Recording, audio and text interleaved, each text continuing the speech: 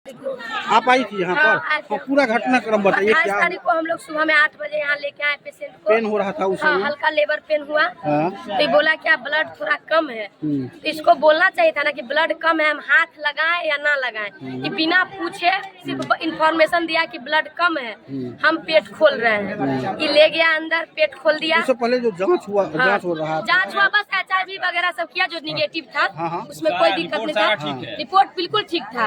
अंदर ले गया, पेट खोला, बच्चा हमको निकाल के दे दिया। पेशेंट अंदर में है। पेशेंट जब मेरी जेठानी अंदर ऐसे देखी, डॉक्टर साहब उसमें प्रेजेंट नहीं थे, उनकी वाइफ और 2-3 उसके असिस्टेंट थे अंदर में थे। तो मेरी जब गोतनी जब देख ली कि डॉक्टर नहीं है, तो मेरी गोतनी को बोल रहा है तुम ज्यादा तेज है तो आओ तुम ही ऑपरेशन करो, हम लोग जा रहे हैं। अच्छा, वो डॉक्टर नहीं बोली? हाँ, वो मैम जो है उनकी वाइफ वो बोली। मेरी गोतनी फिर बाहर आ गई। बाहर आने के बाद जब पेशेंट को निकाला गया, पेशेंट बिल्कुल बदहोश थी, बिल्कुल बदहोश, बॉडी बिल्कुल ठंडा। हम लोग बोले कि बॉडी इतना ठंडा क्यों है पेशेंट का? उनका कंपाउंडर बोल रहा है कि ठीक है, बीपी थोड़ा लो है, हाई है और पल्स थोड़ा कम चल रहा है, जिसके वजह से बॉडी ठंडा है। 1 घंटा दीजिए ठीक हो जाएगा। 1 घंटा दिए, 2 घंटा दिए, 3 घंटा दिए। उसके कंपाउंडर को बोलते हैं कि भैया सर चाहे मैम को बुलाइए, मेरा पेशेंट सही नहीं हो रहा है, स्थिति खराब हो रहा है। बिल्कुल ठीक है, तुम ज्यादा तेज है तो तुम ही इलाज करवाओ। हम लोग बोले कि हम लोग रहते तेज तो आप ही के पास आते। उसके बाद वो बोला कि डॉक्टर साहब चल गए हैं दिल्ली। हम लोग बोले कि सुबह पेट खोले, अब ये चल गए दिल्ली। तो हाँ, तो मैम को बुलाइए, आ रही है और मैम नहीं आ रही है। शाम बजा 4 बजे तक सिर्फ कंपाउंडर आ रहा है। 4 बजे जब ज्यादा स्थिति खराब हो गया तो मैम को बुलाया गया, फिर भी मैम नहीं आई। फिर भी उसका कंपाउंडर सब ECG BCG सब कर रहा है, बोला ठीक है।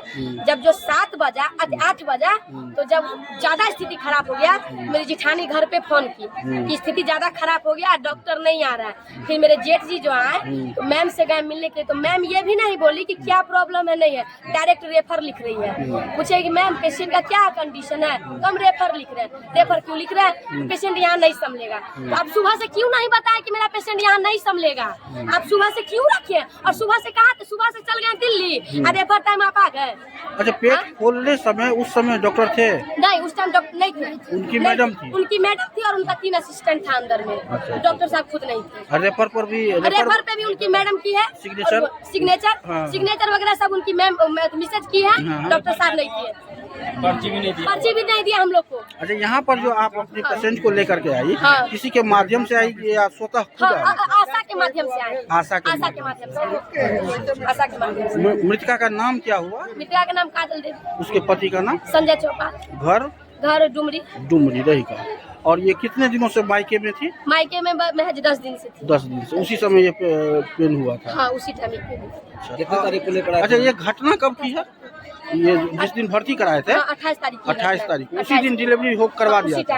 और जिस टाइम ये यहाँ से रेफर किया, हम लोग जब DM आर्मी मेमोरियल पहुँचे, मेरा पेशेंट का पल्स रेट बिल्कुल बंद था, हार्ट बीट बिल्कुल बंद था और BP बिल्कुल खत्म था। अच्छा, मैंने आपके कहने का मतलब यहीं पे ये खत्म कर दिया था मेरे पेशेंट को। और बिना बताए रेफर लिख रहा था। मरे हुए पेशेंट को लोग रेफर किया है हमको। जब मेरा पेशेंट मरने वाला था तो पहले तुम बोलते 4 बजे 5 बजे बोल देते हमको। तुम 4-5 बजे काहे नहीं रेफर किए? बात करने पे बोल रहा है कि मतलब हमारे हॉस्पिटल में हर एक 6 महीना पे ऐसा होता ही है।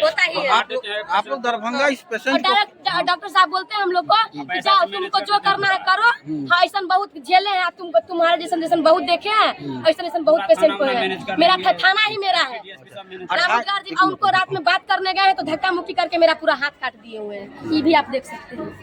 अच्छा, पेशेंट को यहाँ से दरभंगा कितने तारीख में ले जाएगा? उसी दिन 28 तारीख की रात में, यहाँ से 9 बजे। 28 तारीख को रात में 9 बजे।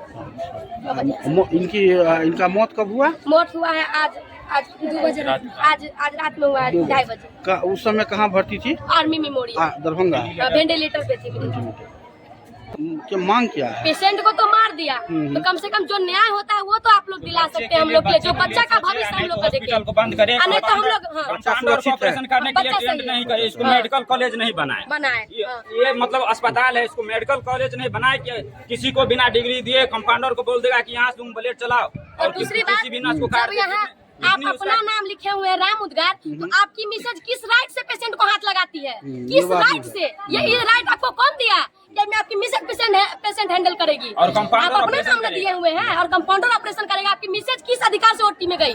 नॉर्मल इंसान क्यों जाएगा ओटी में डॉक्टर के अलावा? सरकार से मांग है कि इसको बंद करे, बंद क्योंकि किया हर जाए एक 6 इसको। महीना पे ऐसा होता है यहाँ होता है, 3 महीना पे ऐसा घटना होता है, 9 महीना में हर एक इस लेकर लगभग 10 घटना हो चुका है और 10 मृतिका यहाँ पाई गई है, लेकिन किसी ने कार्रवाई अभी तक नहीं किया है। सारा थाना मैनेज हो जाता है। अभी भी प्रशासन खड़ा है, लेकिन किसी प्रकार का हम लोग को मदद नहीं किया जा रहा है। किसी प्रकार का मदद नहीं, पूरा प्रशासन वहाँ पे सिर्फ खड़ा होकर देखा जा रहा है, बेनीपट्टी प्रशासन, लेकिन हम लोग का कोई मदद नहीं कर रहा है। आपका क्या नाम हुआ? काजल कुमारी। आपका घर सुनाई हुआ? हाँ, मेरा घर सुनाई।